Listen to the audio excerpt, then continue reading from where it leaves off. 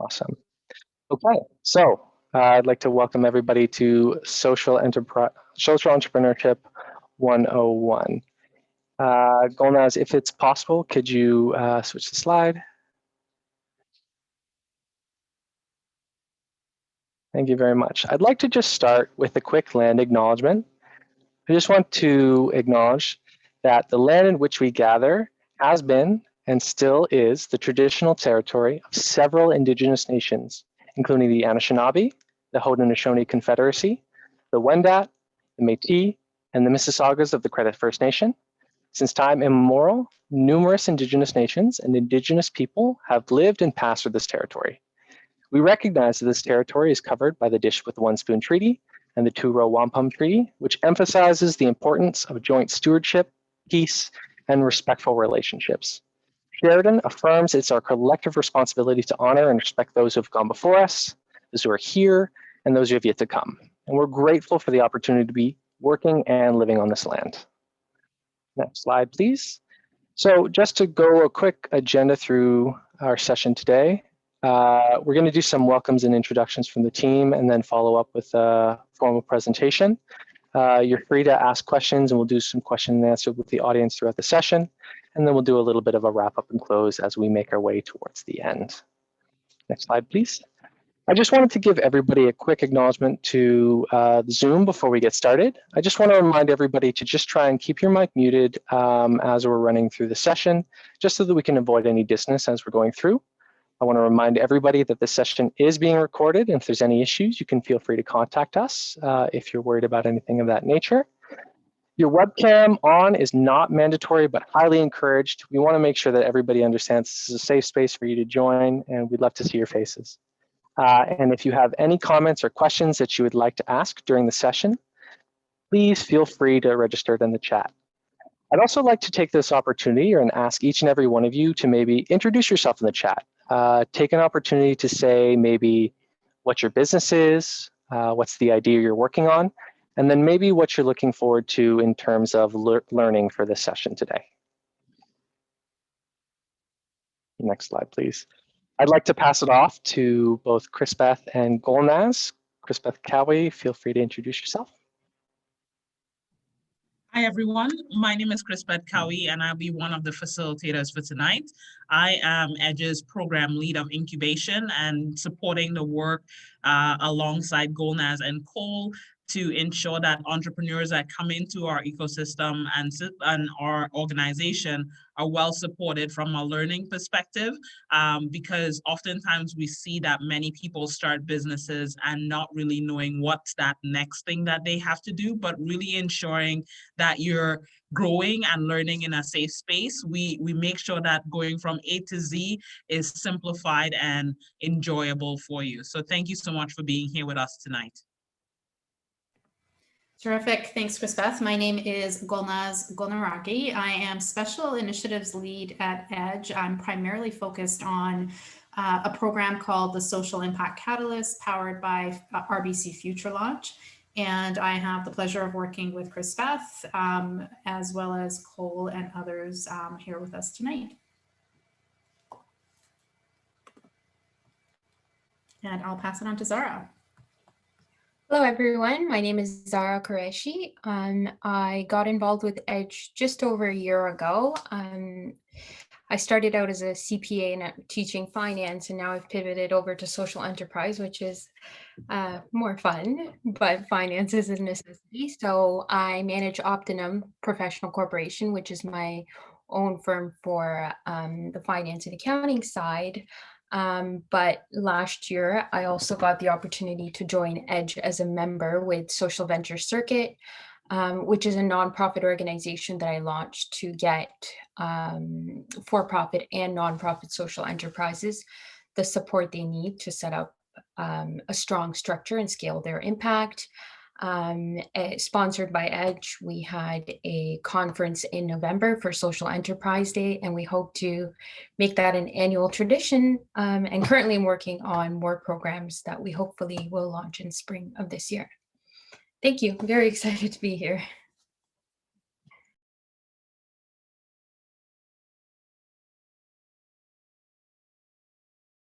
Crispus, sorry, you're muted. Thank you.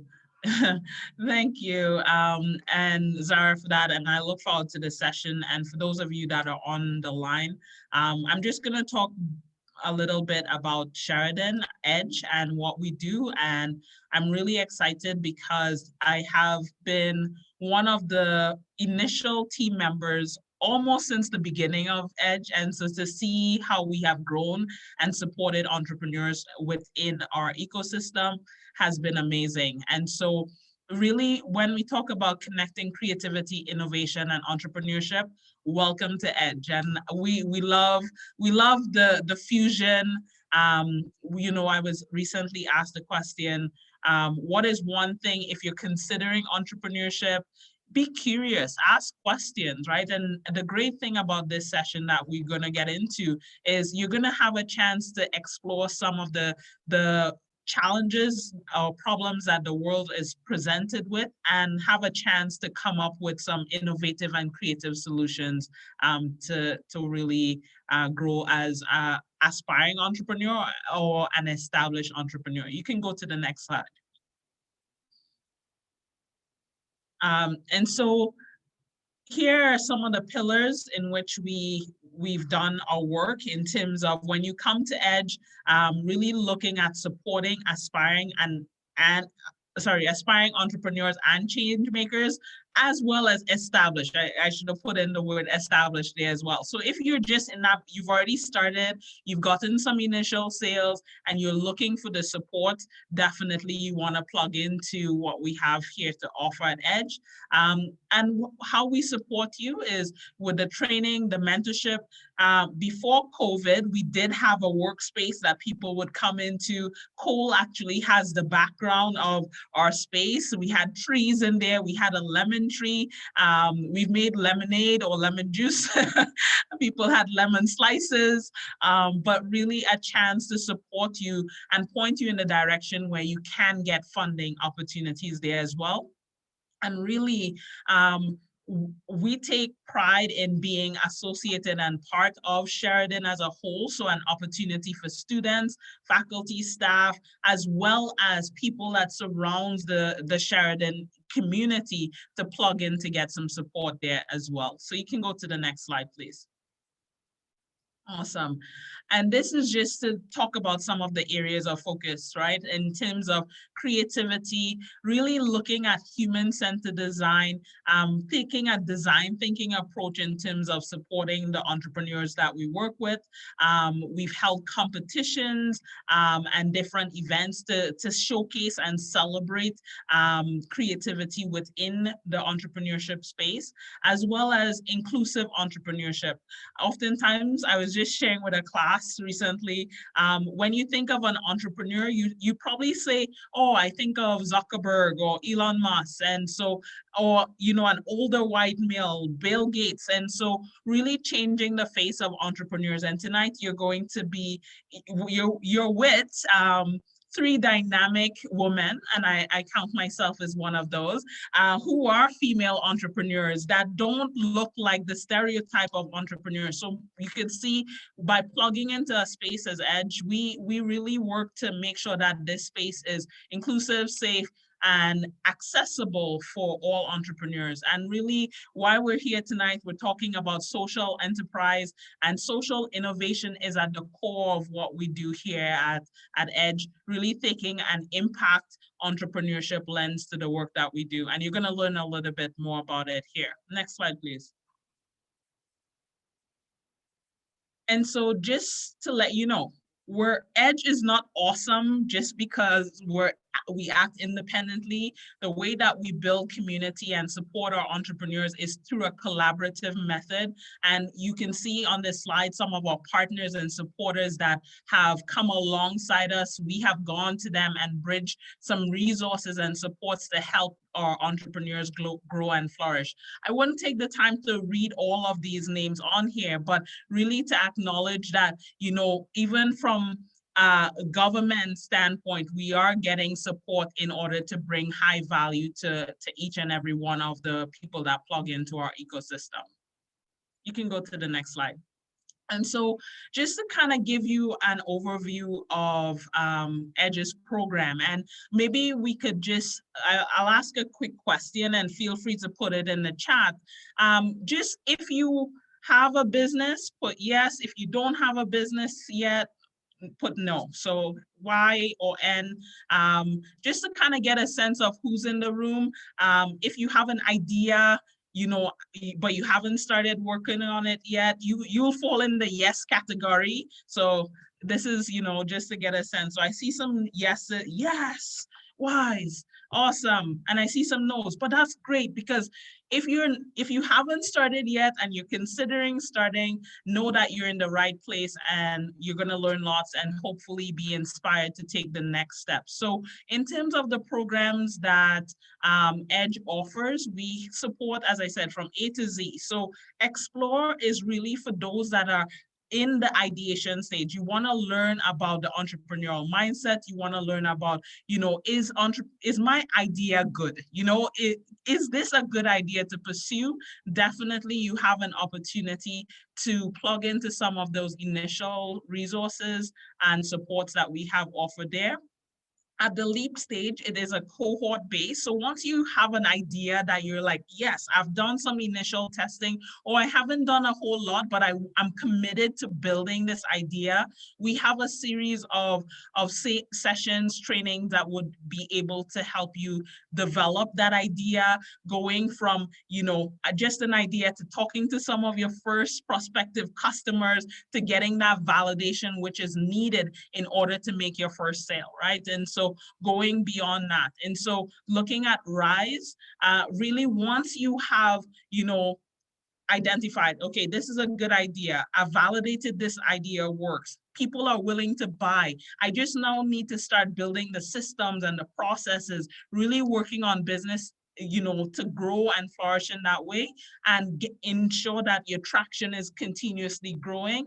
Rise program is great for you. And at the soul level, really looking at, your business leadership, looking at ways in which you can continue to grow and develop your venture. Maybe you want to go after VC funding at that point in time, but we exist to help you.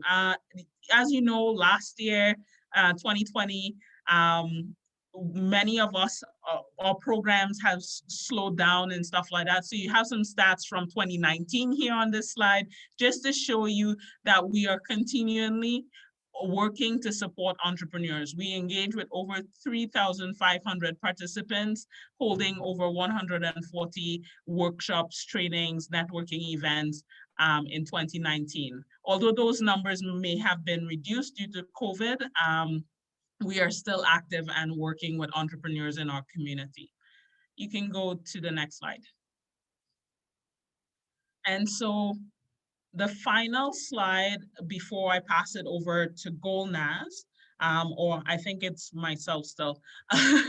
I'm gonna show you the video. We're gonna kick it off with a video. But in this workshop, you are going to have the opportunity to learn the definition and diversity of social enterprises that exist.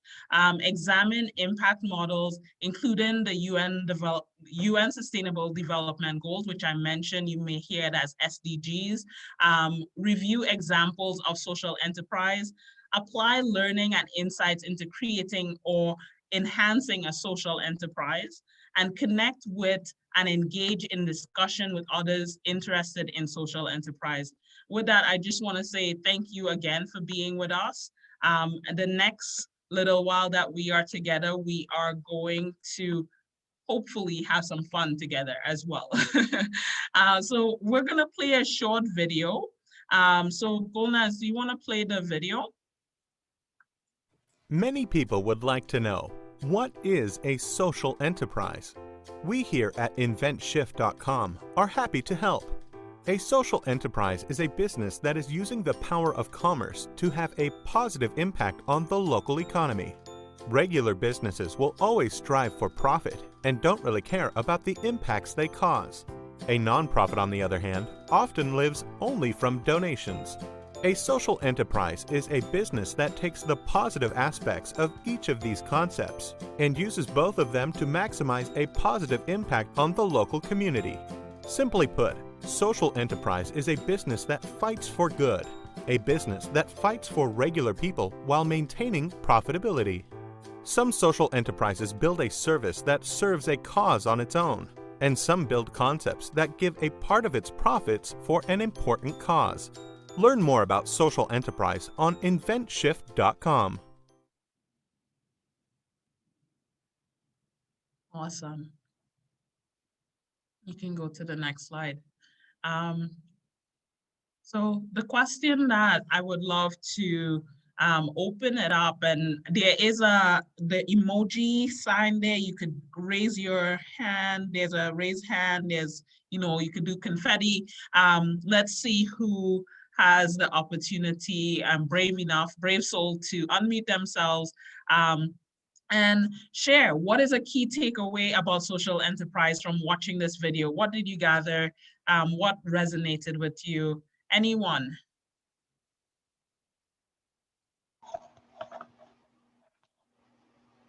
Feel free to unmute. Hi. Hi, David. Hi, good evening. My takeaway was that it uses the commerce model to positively impact society. Thank you for sharing. Anyone else? Hi, I would like to. It's Margaret. Margaret. How are you? Good to see you. Yes, same here. Yes, I'm just having problem with my camera right now. I'm fixing it. Anyway, yes, my takeaway is pretty much combining business with profit and with non-for-profit activities, like similar to what I'm working on. It's an e-commerce store with part non-for-profit activities, which will not only produce profit for a revenue, but share of those revenue or um, uh, encourage people to help by donating and and other things. It's on the works right now. That's all I can say for now. Awesome. Thank you so much for sharing. You're welcome. Anyone else? We'll take two more, and then I will say a few more words and pass it over to Gomez.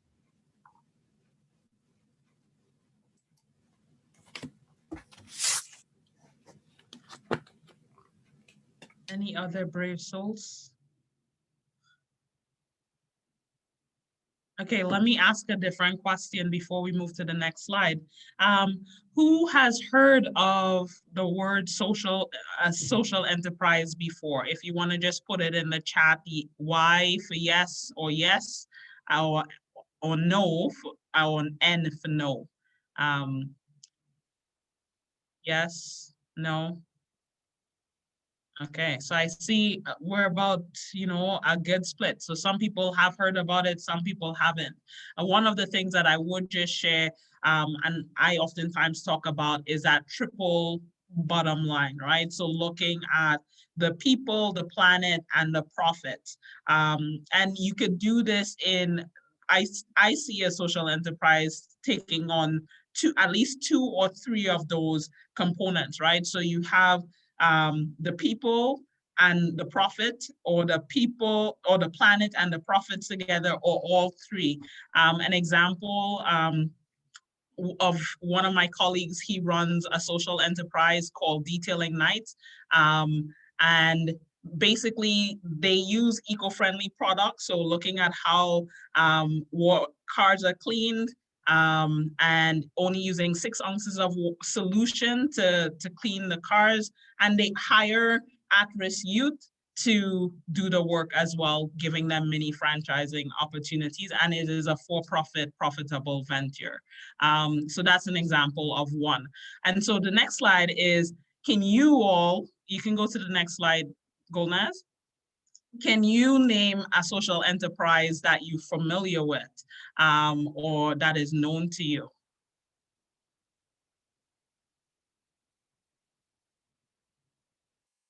feel free to unmute yourself and or put it in the chat. An example, Habitat for Humanity. Okay. Goodwill.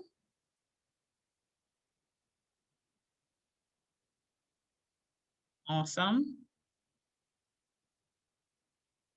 Yeah, and we're going to talk about, I think oftentimes when we think about Habitat for Humanity or Goodwill, they would typically fall in that section of being more of a nonprofit organization. I know Habitat for Humanity has Restore, which is a for-profit arm that is associated with Habitat for Humanity. So that's a good example of how you see a nonprofit having a social enterprise arm there as well. And I see lots of examples coming into the chat, which is great. Thank you so much for your participation. Golnaz, you can go to the next slide. Great. So we wanted to give you a little bit of an overview of what the social enterprise landscape looks like in Canada, certainly. And I'll give a caveat that the most current numbers that we could access are from 2016. So these numbers have likely shifted, but again, to give you a bit of an overview. So in Ontario, according to the Ontario government's social enterprise strategy, there were 10,000 self-identifying social enterprises in our province as of 4 years ago. And these organizations reported employing on average about 38 individuals. And Ontario's social enterprises generate on average about 1.2 million in revenues, including 0.9 million in sales. Across Canada, according to a different study, based on the respondents, again, we see that the sector is thriving and significant. And if we had access to more recent statistics, I would venture to guess that these numbers are even more significant today. So in terms of our definition at EDGE, we define impact entrepreneurs as those who aim to balance, as Chris Beth was talking about, the triple bottom lines of people, planet, and profit as they develop their ventures. And this intentionally broad definition includes entrepreneurs who may be focused on profit right now or at this time, but want to expand their capacity for positive impact as their ventures become more established. It also includes social entrepreneurs whose primary focus in their ventures is social, cultural, or environmental impact with their mission. So we see this as a continuum, and we see our work in supporting entrepreneurs on that continuum to embed kind of that mission-driven work more meaningfully in the work that they do. I'll pass it on to Zara, who will take you through some foundational elements of social enterprise. Thank you. So starting from the top, what is a social enterprise? These are 3 definitions, and they all highlight, as has been brought up, there's a purpose and the profit side. So from the first one, social enterprises are organizations that produce goods and services for the market economy and that manage their operations and redirect their surpluses to achieve social and environmental goals. So you see the first part is the for-profit like entity. So you generate revenue, and the second part of it is based on the mission. And that you see across all 3 definitions, which are from different organizations that are working with social enterprises. So if you go to the next slide, just digging deeper into what this looks like for organizations. First of all, the organization can have any kind of legal structure. When you talk to people in different sectors, I've spoken, some only call nonprofit social enterprises, some only say a for-profit is a social enterprise and a nonprofit is a nonprofit. But as an EDGE member, when they ask you what is a social enterprise, and myself for Social Venture Circuit, and the definition that's becoming more universal is you can choose any legal structure, but you have to have products or services that you're selling and making revenue to sustain your business model, and you have that planet and or profit as a part of your entity as well. So you have those goals, and that's reflected in your organization. So mission is at the core, and I'll go into a little bit more detail on what that can look like. The ability to generate revenue, So that, sorry. With the ability to generate revenue, you'd be designing the products and services, and they don't necessarily have to be related to the mission that is driven, because sometimes it's difficult. Your beneficiaries might not necessarily be someone who can pay for the product, but they need that mission, that service that you're providing. And on the last point, sustainability is something that you have to maintain as you're scaling the business. So for a social enterprise, sustainability comes from two sides. One, it's the financial viability. Are you able to make money? Are you able to make enough money from your products and services that you're able to sustain your operations, both continuing to produce those products and services and providing the benefit that is embedded in the mission of the organization. And secondly, sustainability comes from scaling. So scaling the impact. So the community that you're supposed to be helping, are you able to do that enough? You know, are you helping 5 people? Are you helping 100? What are your goals? How many people need that service? And are you able to get it to them? So if you go to the next slide. Thank you. The balance of purpose and profit can show up in many different ways.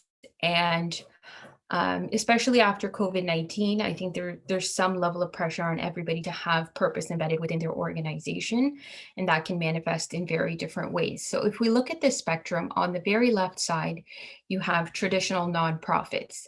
So there can be nonprofits or charities, but when you're completely on the left side, you're depending on grants, you're depending on money from the government, you're depending on donations from the public, you're not selling anything. So that is the funding that sustains you, and you use that to deliver your mission. And as you move to the right, you start seeing components of business coming in. So you're selling products and services to generate an income. And as you move to the right side, that focus on mission becomes less, and your focus on for-profit or just generating a profit from the goods and services becomes more prominent. So on the right side, you have a traditional for-profit. Working your way towards the left, you have corporation with a CSR component, so corporate social responsibility. It means, you know, their core mandate that their board of directors is watching out for, that their shareholders are interested in, is making money, but they have assign themselves some obligations to, you know, make sure maybe it's done in an environmentally friendly way, or making sure that their employees are treated fairly. And this is something you can find on a lot of companies' websites. They publish their corporate social responsibility reports on an annual basis. Interesting read. And then moving towards the left, you see socially responsible business. So there you'll start to see a mandate to reinvest more of the profits, not just to get shareholders good return, but to reinvest, to say, okay, you know, our mission needs more investment, our community needs more help. You put money into scaling up the impact. And then social enterprise, which falls right in the middle, is a good balance of the purpose and profit, and that's reflected throughout the organization. So, you know, how does management make decisions? They factor in both to make sure it's going to be sustainable. It's reflected throughout the organization in, as Chris Beth spoke about, detailing nights, in how they're using their products, how they hire and work with people. So having that balance of purpose and profit throughout the organization is really what makes detailing nights a social enterprise. So next slide. Okay, so there's 3 basic types of social enterprises, though, you know, you can start with whatever problem you want to address and community you want to help, and you can build your purpose around that. So the 3 broad categories it falls under are employment-based, mission-based, and profit-based. So employment-based, again, coming back to Chris Beth's example, is detailing nights. So who they're hiring, they're creating employment opportunities. Toronto Enterprise Fund in Toronto is a great resource for learning more about employment-based social enterprises. They've helped a lot of, they're called ESEs, so employment social enterprises, to help set up sustainable business models. So let's say, a coffee shop, I think there's, they train people in janitorial services, and then they help them find permanent jobs after that training. So you can temporarily train people to be more employable, help them find future jobs, or give them permanent employment within your organization, to help them overcome barriers to actually making a decent income. So second is mission-based, and that just means whatever you're trying to achieve, the sale of your products and services, or the point of your activities is to make somebody better off, make a certain community better off, make the planet better off. An example of that is, let's say, a tech startup that's invented a technology which can help people reduce their carbon footprint. So their core mission in the product and service they delivered is also what is delivering on their mission. And lastly, profit-based. So Margaret gave a great example of that, where she's opening up an e-commerce store, and she is going to donate the profits towards a mission and helping to achieve that. And MeToWe is another great example of that, where MeToWe, all their sales, a percentage of them, I think it was 60%, is donated towards the We charity to conduct their activities. So the products and services, the sales itself is not the core impact that the organization makes, but what they do with the funds when they reinvest the revenue into that mission. So if you go to the next slide. So if you click, there's just diagrams in between, and I just wanted to highlight, no matter what kind of social enterprise you choose, there's one more. You're trying to balance between purpose and profit, and for you that can look very different. So let's say when you're going through the LEAP program at Edge and you're going through that design thinking process, you're trying to structure your business, there's many different options for you to see, okay, what can I sell to make money? What is somebody going to buy for me? That business value proposition. And then you're going to have your purpose orientation. So who is the community that you want to help? What is the problem you're trying to address? Which for a lot of people, it might come from personal experience, from family and friends. I find that there is usually a great story behind it. But, balancing that purpose and profit, there may or may not be a lot of overlap there. So as you see the three circles in the middle, the purpose and profit shows that there's very good alignment. So in the case of the clean tech company that sells its product for reducing carbon footprint, it's very closely aligned. The product they sell is what makes the impact that they're hoping to achieve, which is to see their customers decrease the carbon footprint.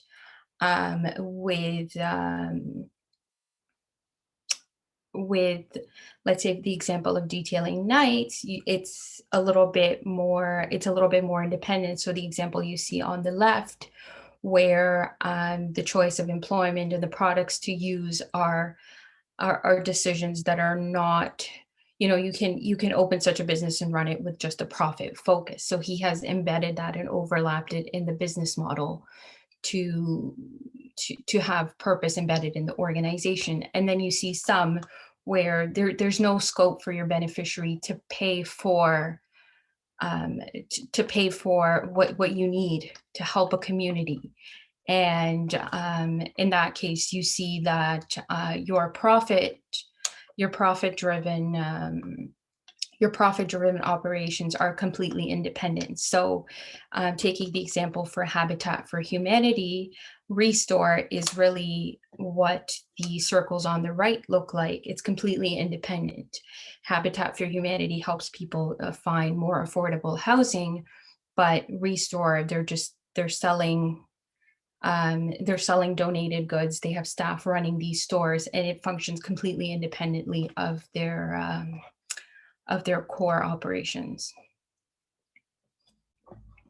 Next slide. Thank you. I think I saw a hand up. Yeah, So before we jump, was it Hassan? I'm not sure who it was, but we want to make sure you have an opportunity to ask. Go for it, Hassan, if you'd like to unmute. For both purpose and profit, what would they be together in the middle? What would that be called? So in that case, the product or service that you're selling, that you're providing, it very well aligns with what the purpose of the organization is. So for example, if you see Edge's clients are the businesses that want to start up or grow, and that is their main mandate, that's their main operation. So it lines up very well. I'm trying to think of other examples. So for, let's say, for example, for Social Venture Circuit, the program that I am setting up, I'm also, let's say, looking to help people who want to set up social enterprises. So those entrepreneurs would benefit. And, you know, there's a small fee attached to joining the program, which means that my beneficiaries are the same ones that are able to pay for the services. Does that help?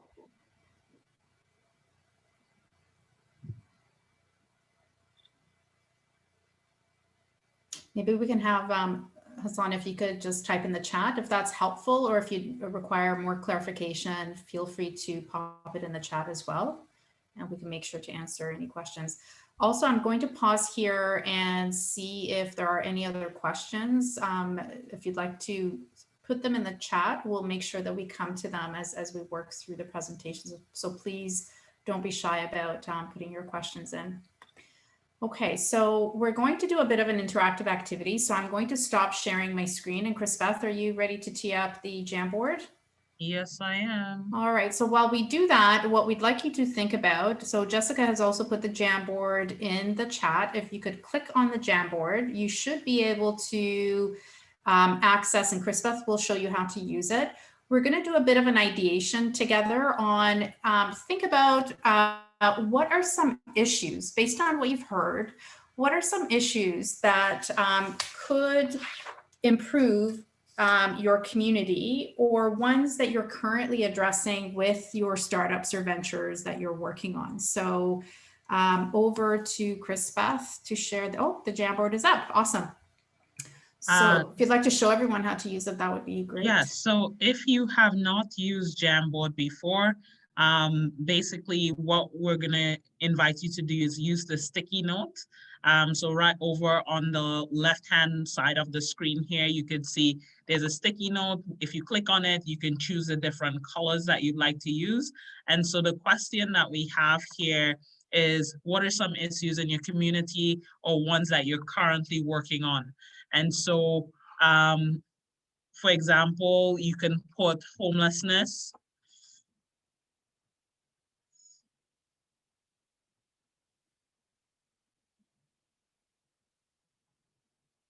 And so the sticky note comes there, hunger, great job. So we're gonna give you about 10 minutes 10 minutes, is that good time count? Golnaz, how are we for time? I would say 5, if we can just keep it dynamic and get the ideas out. Yeah, 5 minutes to contribute your ideas to it, and I will move some stuff around. Awesome, I see stuff being moved, stuff's added, great job.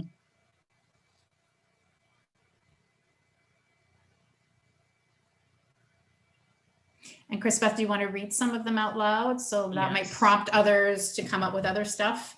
Awesome. So we have hunger, we have unemployment, we have youth civic engagement and political participation. We have single-use plastics, i.e. straws, small shampoos, small plastic bags as well. We have tight income due to COVID, climate change, poverty, support for new international students in Canada, laid off, people being laid off, accessibility, youth involvement, housing. I can help to move some of these.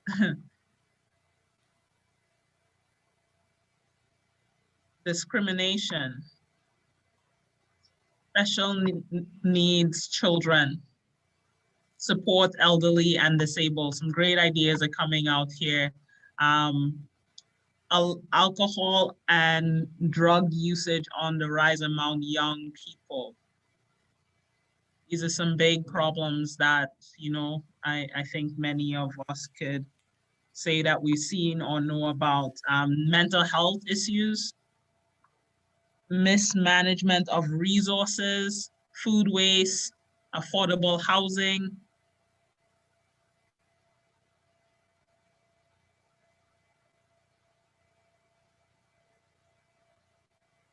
I'll give we have a couple more minutes if anyone wants to keep adding. Was everyone able to access the document? Feel free to put yes or no in the chat. I see lots of people in here already.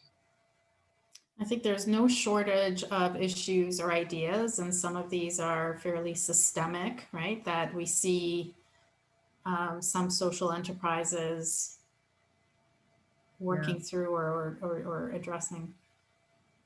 Yeah, I think many of us are affected by the one that just got added, social isolation due to COVID. And the impacts of that, you know, is like, yeah, can't even quantify the impacts of some of these things. Yeah, small business owners.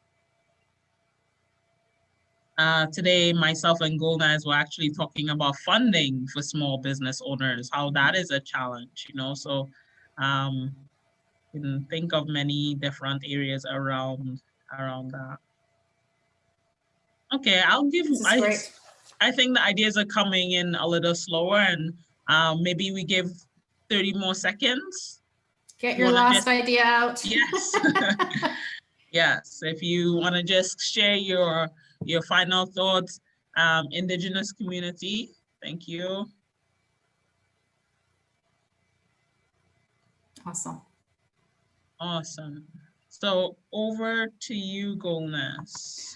All right, so I'm going to attempt to share my screen again. All right, can everyone see? Yes. All right, thank you. So I'm curious, by way of using the chat, 1 for yes, 2 for no. How many of you have heard about the UN Sustainable Development Goals? Okay. So 1 for yes, 2 for no, or you can type in yes, that works too. Awesome. All right, so just to make sure we have common grounding in UN Sustainable Development Goals, a key ingredient that both Chris-Beth and Zara spoke to is, as a social enterprise, articulating a clear impact model is important, right? So based on some of these issues that we're seeking to address or solve, a clear impact model is really important. And there are a number of different metrics and measurement systems, if you will, and the UN Sustainable Development Goals is one that is increasingly becoming maybe more prevalent, and one that we're noticing funders and investors understand and are relatively comfortable with. And so the UN Sustainable Development Goals, or the UN SDGs, were adopted by all UN nation member states in 2015 as a universal call to action to end, for example, poverty. So some of the things that you posted in the Jamboard, you'll see reflected in what you see on the screen, right? Some of the issues that you identified. So for example, ending poverty, protecting the planet, and ensuring that all people enjoy equity, equality, peace, prosperity by 2030. So the 17 SDGs are integrated, and what that means is that they recognize that action in one area will affect outcomes in another. And one that I like to use, so for my social enterprise, we're heavily focused on number 5, gender equality, as well as number 10, reducing inequities. And how we define the two in the work that we do is that we're addressing the gender gap within workplaces. However, we also have an intersectional lens to our work. So we're very focused on intersectionality and being mindful of not having a gender first approach, but being mindful of, when we think about the communities we serve, what are the needs of, for example, self-identifying Black early career women in our community and their needs, and other racialized women as well, and how we may have some common challenges or barriers that we may face when it comes to careers, but there will be some distinct differences as well. And so that's how I see those two as integrated in the work that we do. So with that, I also want to mention that the UN SDGs are not the only system available for measuring and reporting impact. There is the IRIS system, and which are kind of codified metrics, if you will, that also speak to the language of funders and investors. And there's others, there's GRI, there is the Canadian Index of Wellbeing as another system that specifically focuses on well-being. So it's about finding the right metrics that align with the purpose and the mission of your organization. You also, I would also point you to check out the Common Approach to Impact Measurement through commonapproach.org. Zara, you're familiar with that framework. Is that based out of University of Ottawa or Carleton? I can't remember. Carleton. Carleton. And it'll line up well with this. Yeah. And what I love about the Common Approach is that they have a self-assessment tool, which we've included in one of our resource slides later on that we'll also share. And it provides some broad principles for impact measurement, while also allowing, as Zara just talked to, flexibility for you to select the metrics and the measurement system that makes sense for your social enterprise. And the UN SDGs is one of several that I mentioned. I'll also note that we will be running an impact measurement webinar, a two-part webinar in March by one of our professors from Sheridan College, and we'll likely have a session in the summer as well, because this is so important to the work that social enterprises do. So you'll have opportunities to kind of deepen your knowledge in this area with upcoming webinars that we have planned. I also wanted to share some examples of social enterprises. So SheEO was founded here in Canada, and it's a community that funds, supports, and celebrates women identifying ventures. And they are very clear about the ventures that they support are working on the world's to-do list. And that's a simpler way of saying ventures that are focused on the UN SDGs. And I've given 3 examples on the screen of 3 ventures that have aligned with different SDGs. So for example, Abigo, which is in the middle, is a reusable, they developed reusable beeswax food wrap that breathes like a nature's own peel to keep food alive and alive longer than using plastic, as an example.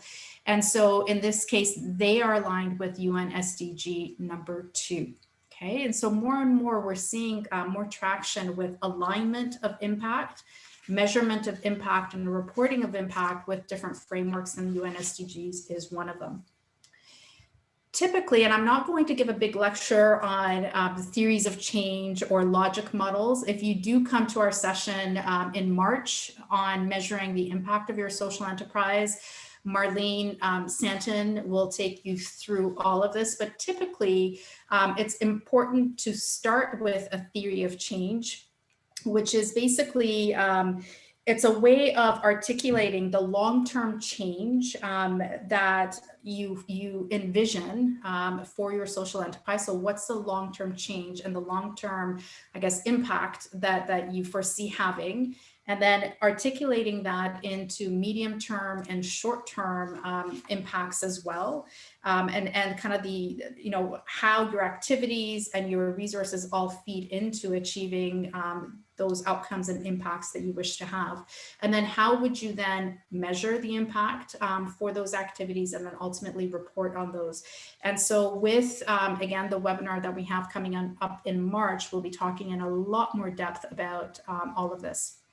So Bootcamp for Change is one of our ventures here at Edge, one of our social enterprises at Edge. And I wanted to give you an example of their theory of change. So what you'll see on the far right-hand side is we always start with the ultimate long-term impact that we want to have. So in this case, theirs is improve society, and their clients will have increased social inclusion, improved health, physical assets, etc. So long-term impact.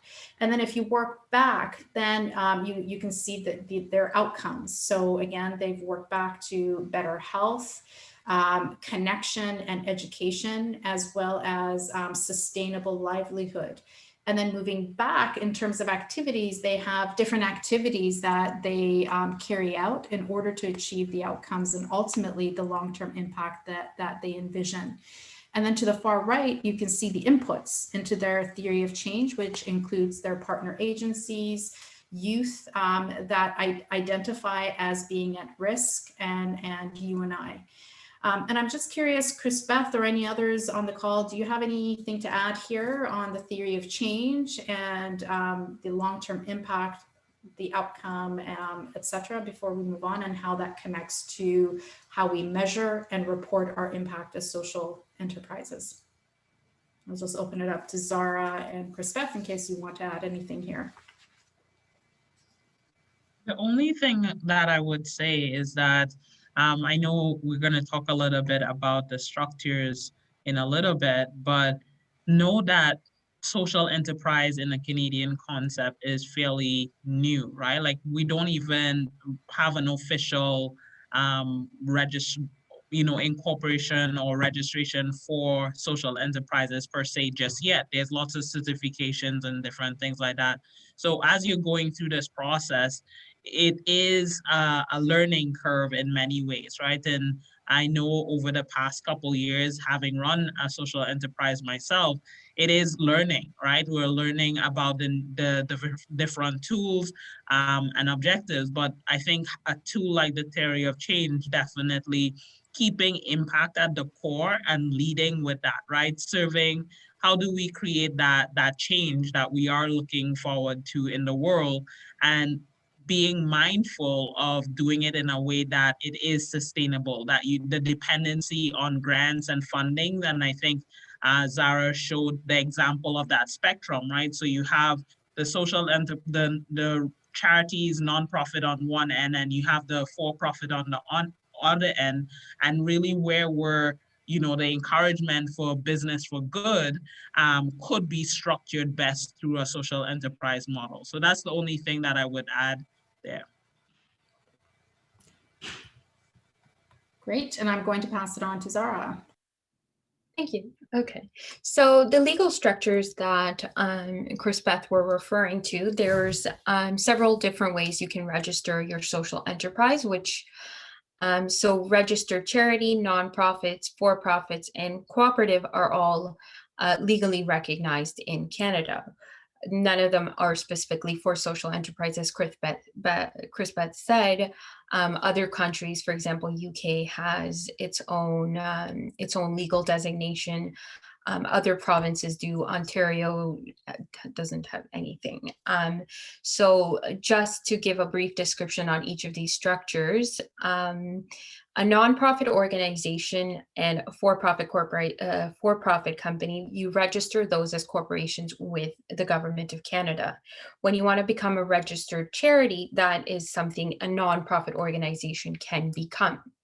For charities, it's going to be more difficult to sell products and services, and you're leaning more towards the traditional, relying on grants and public donations. It's also more challenging to be a charity. You have more reporting obligations. There's only 4 acceptable purposes for a charity. One is religion, education, community benefit, and I wrote the 4th one down, but I forgot. relief of poverty, right? So you have to fit yourself into both those four categories, and then you apply for a charity number, which you get. And the main benefit for that is if you're going to be applying for funding for certain organizations, they only support charities, and you can collect donations from the public and issue a tax receipt, which is beneficial to people that are giving you those donations. Nonprofit organizations have less obligation in terms of reporting. They still, you still have to justify that you're not, keeping a lot of extra money in the bank, or, anybody's monetarily profiting from it in any way. But you don't pay taxes to the government as a nonprofit organization or as a charity.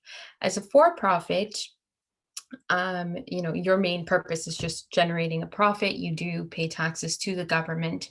The B Corporation is a certification that was started by a company in the US, and a for-profit company can apply for it. So that's one way, without any legal recognition, that you can show your commitment to being a social enterprise and not just a for-profit company. One of the largest examples of a B Corporation, if you want to look it up and read their reports and how they go about it, is The Body Shop and Ben and Jerry's. So they have public reports, and they've shown on there, what are the different things that they focus on that help them to qualify and get the certification. And then a cooperative is also something that's legally recognized. And in a cooperative, the members of the organization are the ones that are running it. They're making decisions, and it's not for profit. So it's for their benefit, those members, that everything's being done in the organization. This is very common in agriculture. So you have a cooperative of, let's say, the dairy farmers, and they get certain benefits from having this organization represent their interests as an industry. Those are the basic ones. And then informal, not registered, you're essentially a sole proprietorship. It's operating under the name of the person who's running it. And this is most likely how you're going to start when you decide you want to just go out there, help a community, or you organize a small fundraising event. I think I know someone who did like a planting trees in the neighborhood initiative on an informal basis. So you always have that option for helping the community. What we're encouraging now with social enterprise business models is basically you choose between this depending on where you can land on that spectrum. And that would be embedded in your business model. How can you bring in money? Who are you trying to help? And then decide which of these is most suitable for you. So Zara, would you say it's fair to always start with your business model first before deciding on a legal structure for the very reason you described? Yes. Okay, amazing. Another example of a cooperative that everyone will likely have heard of is Mountain Equipment Co-op. So that would be another one that's fairly well known. We have a question. Hassan, would you like to unmute and ask? For the B Corporation, do they require for you to take like certificate courses and like other types of certifications and different licenses? So to qualify for the certification, you have to fill in an application, and it takes you through all the different components of an organization and how it's set up. I think Chris Beth was going to say something. Yeah, no, I think you got it there. I know Detailing Nights went through the B Corp certification process, and basically, as Zara said, it is answering a questionnaire. They also, depending on what you claim is happening within your organization, they would come and do an audit. I don't know how that has changed since COVID, but one of the things in Ryan's company, he had talked about the hiring practice. So the hiring people who are youth who are at risk, and they came and interviewed and talked to some of his folks as well. I think he had like a first in Canada for something with B Corp as well at some point. But yeah, it is just really a certification that, you know, is now being more recognized across Canada, especially as more people are talking about social enterprises and all of those things. It does, and I will just add, it is separate from what you would pay for business registration, right? So there is a B Corp additional fee. I think last I checked, it was around $600 to be B Corp certified as well. And there are other certifying bodies. I would just point that out as well. So BiSocial has a certification as well. And there's a couple others that we could put in on that resource section if you're interested in different social enterprise certifications. And I will note that in April, we do have BiSocial joining us for a webinar as part of our social enterprise series. So there will be someone at the webinar in case you have direct questions to ask from them about their certification process specifically. All right. Should we move on, Zara? Is there anything else you wanted to add? Okay. No. All right, so over to Chris Beth and you to just share examples of these two social enterprises. Yeah, so back in 2017, myself and Ryan and Derek Knight and I guess 5 others started an organization called the Afro-Caribbean Business Network. It is a nonprofit organization that is geared towards helping close some of the racial gaps in entrepreneurship for entrepreneurs from the African and Caribbean diaspora. And so where we fall in as a nonprofit organization and we are building out our social enterprise arm, we've created a digital marketing agency to help one, work with gigsters, or what we're seeing a lot of young people are starting up, you know, having that freelancer side hustle type of model and supporting them with doing their marketing for companies that are purchasing services from us. So really looking at an equitable way and providing structure for the people that are, you know, doing oftentimes precarious jobs in that way, and just formalizing and giving them structure so that they can build out the work that they do. So that's a little bit about ACBN and the marketing agency that they created. And Zara, I know you've spoken a little bit about Social Venture Circuit. Sure. I guess I'll share a little bit of the thought process. So Social Venture Circuit is a nonprofit organization. I did have that, you know, for-profit, nonprofit, which one's the best one? And I opted for a nonprofit because I really just wanted the programs to be driven by whatever the members' needs are and not have to worry about the for-profit component, you know, like, am I making enough revenue from the programs and everything, just to make the programming more accessible. So going through that thought process, and then also reverting back to what Gulnaz talked about, it is a personal goal managing the organization that, because we support social enterprises, I hope to cover you know, all 17 goals with the membership that we build. Somebody is fulfilling within each of those, but, you know, the specific one that I chose is, you know, economic growth and innovation and infrastructure when it comes to helping with the social enterprise community.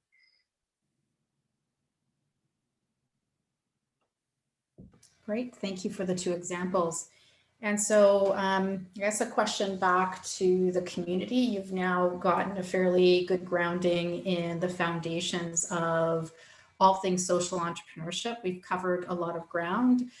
Before we hop into the Q&A portion and interact with the presenters, I'm curious, and I'd love for you to put in the chat, in what ways could you keep informed about social and environmental and cultural issues in your communities? So what are some different ways that you might keep informed about some of these issues? What are some of the resources you might tap into as either budding social entrepreneurs or individuals that might have an interest in pursuing social entrepreneurship, or if you're actually running your own social enterprise? So think about what are some ways you might keep informed about some of these social and environmental issues that we've talked about. And I'll give you a minute to put some examples in the chat so we can talk about them. And I will come to Chrisbeth and Zara as well to see how you keep on top of some of these issues. So we have social media platforms, 100%. Networking and attending community events for sure, absolutely.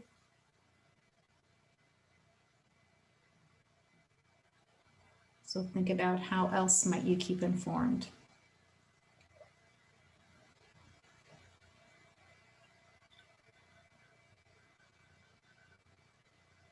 Watching multiple sources of news, excellent. So 100% current events, as well as reports and research, right? So for example, the community foundations in communities put out different pulse reports about the community, the state of the health of the community.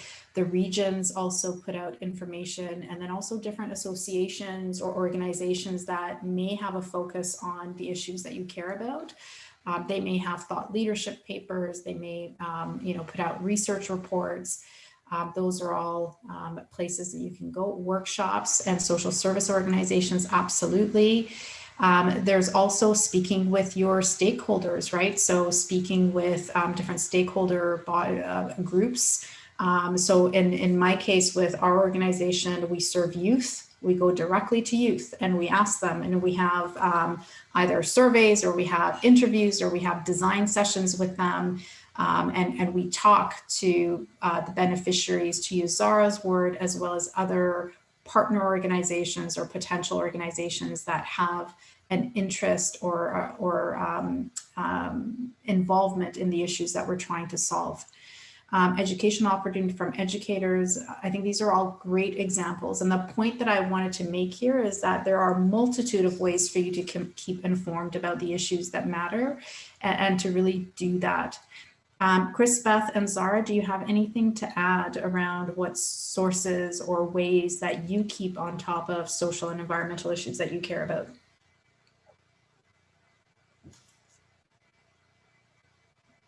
So in terms of staying abreast the news, as well as different organizations that I'm part of, oftentimes are having discussions on relevant trends and things that they're seeing. So really it's about, a lot of my learning happens within community. 100%. And Zara, anything to add? Oh, that was perfect. Yeah. So we've curated a list of resources for you. If you have a phone, you can take a screenshot. And the deck will be sent out to you as well, so perfect. you have access. Thank you for that. So we'll send that out as well. But so you'll see a number of organizations that you should be following if you have an interest in social enterprise. So in addition to EDGE and Zara's organization, there is the Center for Social Innovation, as well as Future for Good is a wonderful publication or digital community, and they often put out some very thought-provoking articles and information.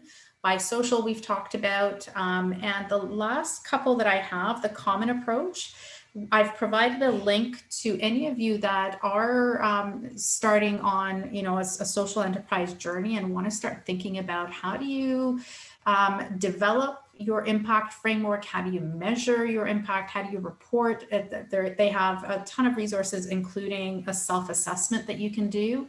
And then also I've provided the social impact tools, which also includes a social impact canvas, which will prompt you to think about what is the impact we want to have. So going back to that theory of change that I showed, what are the outcomes? How do we measure, like what things do we measure? And then ultimately, what are the activities that, that will support that? So some wonderful tools on this slide that will serve you well. So we have a few minutes left. We'd love to open it up for Q&A before we wrap up. So I'm going to unshare my screen so we can see your faces, and we'll just give some time to any questions that you may have or examples that you want to share.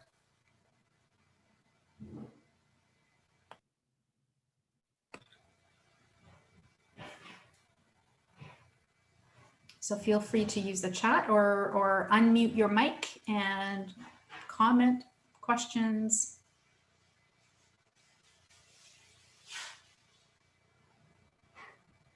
I have a question for the folks in the room. In terms of those that are already running an organization or in the process of starting, would you consider yourself a social enterprise? So if yes, I consider my venture a social enterprise, put Y or yes, or if not, no or N. And maybe even an I don't know could be I don't know, yeah. IDK. Yes.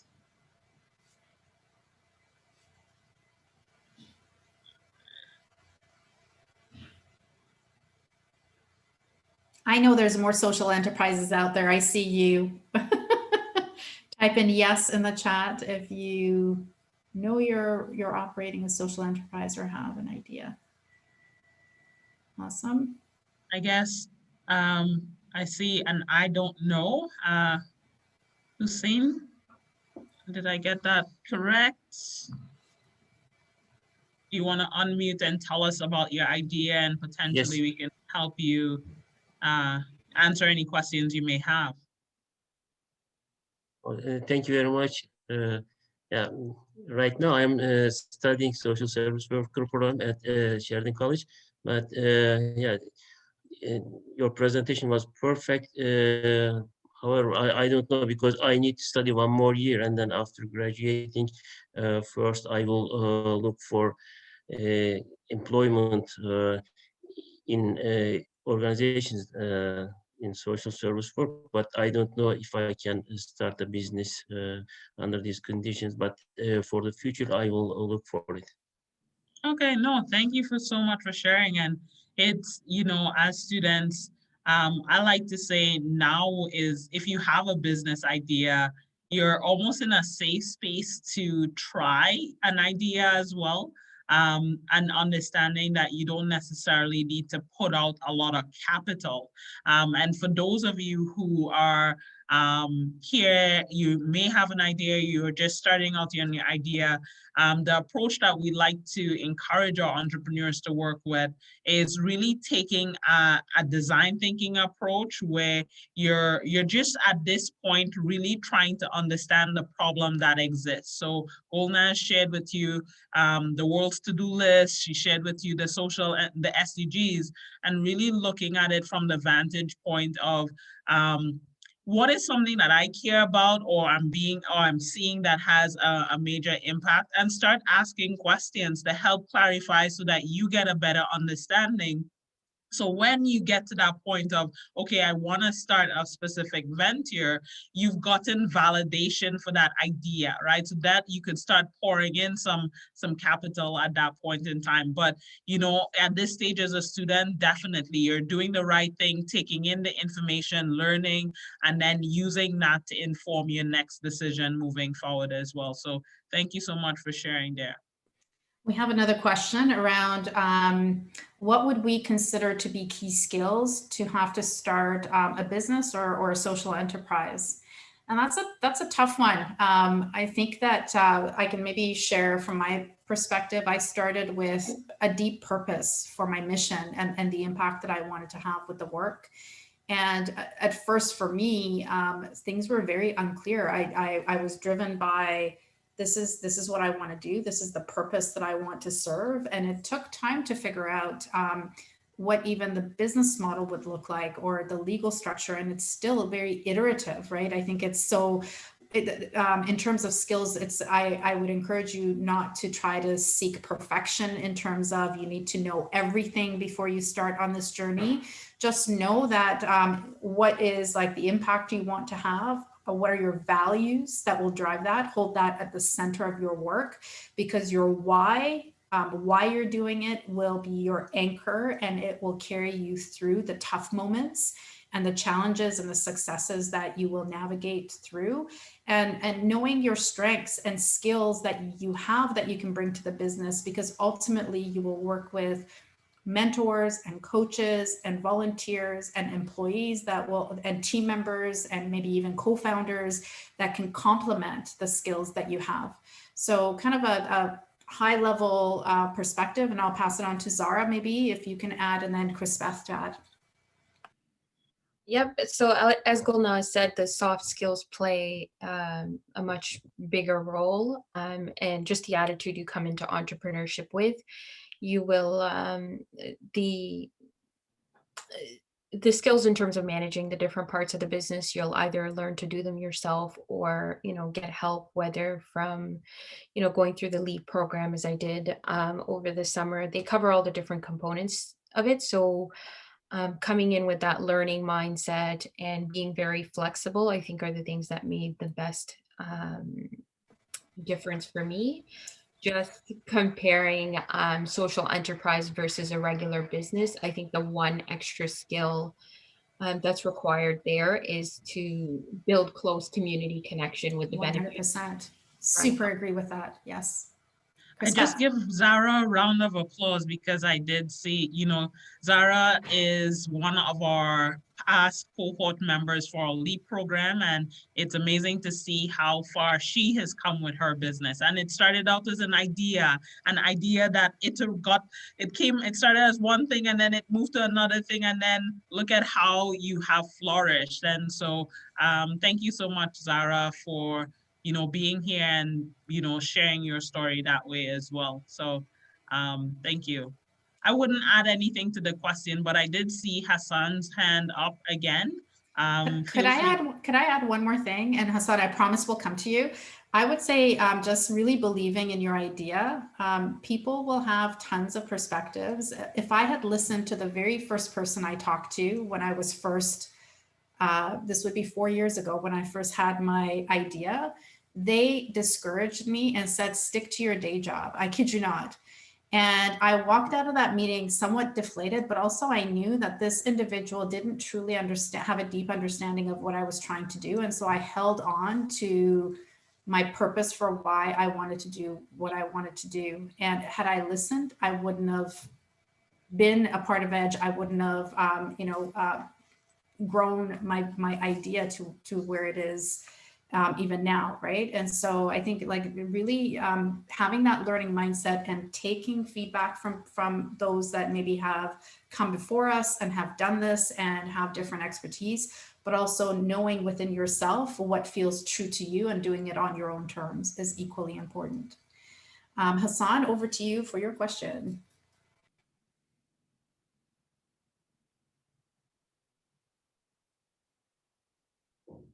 Feel free to unmute or put it in the chat.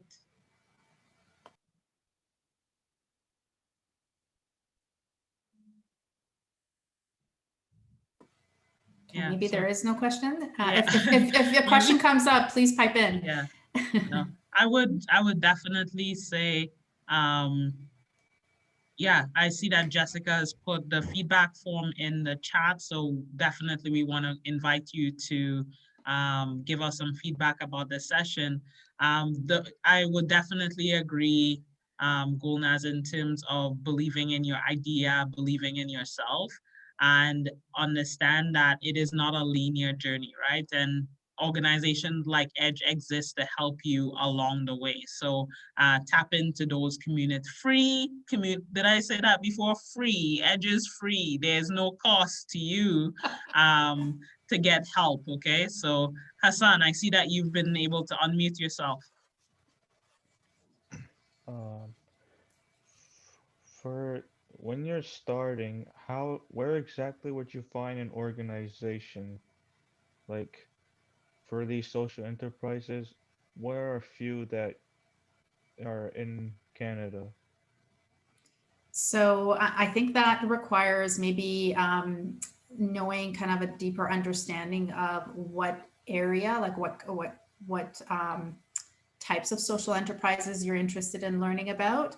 I think a great place to start is with a place like Edge, where we have members that are social enterprises coming to some of our sessions at the Explore level, or to these kinds of webinars where you can make connections, or as I said, connect with Edge, and we can maybe explore a bit more deeply around what you're looking for, and we can guide you to the right places. In addition to Edge, the Center for Social Entrepreneurship would be a good place to go. Zara and Crispeth, do you have any other suggestions to kind of get a feel for what are some social enterprises across Canada? Yeah, I was just gonna add, and when we say Edge is available for students, alumni, faculty, and staff, as well as community organizations, right? So community folks. And depending on the social enterprise body that you engage with, they may have different requirements. So you may need to be a student of that specific institution or faculty, or just open to community. So it is at your discretion to look out for those. But at Edge, we are open to all, and we are also industry agnostic, meaning that we don't just look at tech only or any type of ventures in that way. Other ones, I mean, we've been able to collaborate with UTM. So iCube is another incubator that we work closely with. And so there are many. I would just, I know you shared with me Social Venture Zone recently as well, Golnaz. And they're coming more and more, right? Because I think, Zara, you pointed it out in terms of this pandemic has really forced people to think about impact in many ways, right? And so many places are forming and starting to really lead with an EDI perspective or lens, having known the current landscape before that, right? So I would say like a good first place is to connect with us through Edge. We can maybe better understand what you're looking for and give you really tailored kind of suggestions on where to look for that. So with that wraps up our session. As Crispeth mentioned, we have, Jessica has posted the link to our feedback form, and we would love it if you would take just 5 minutes, if not less, to provide us with your feedback. We want to make sure that we continually improve in the offering that we bring. I'd like to thank Zara very much for joining us, and it's actually been fun co-facilitating as a threesome. I feel like we have a really good flow. And also Jessica has posted our web link for Edge. If you click on that link, you'll see an events page as well. And there you'll see some upcoming sessions that we have that are open to Sheridan students, faculty, staff, as well as the general public. So we have one coming up on prototyping. We have a mentoring session coming up with one of our own marketing and communications staff, Erica, on growing your business on TikTok. And we have another one on finance foundations that will be run by Zara Qureshi. That's coming up as well. So check out our events, and if any interest you, they're free, and you can apply and register and attend. Yeah, and with that, yeah. The one thing I was just gonna add, if you're on that page as well, learning about our events, check out the programs, right? And so we talked about, if you are looking to plug in, definitely you'll see the options for programs, and there would be Explore, Leap, Rise, and Soar, and each one has different application processes. So feel free to apply, exciting times. Thank you so much. So we'll stay behind, and thank you for your time. We'll stay behind in case anyone has any questions, but you're more than welcome to log off. Have a wonderful evening, and thank you for sharing the last hour and a half with us. Is that Garrett Hall? Garrett's here. Garrett's in the house. I saw that. I know.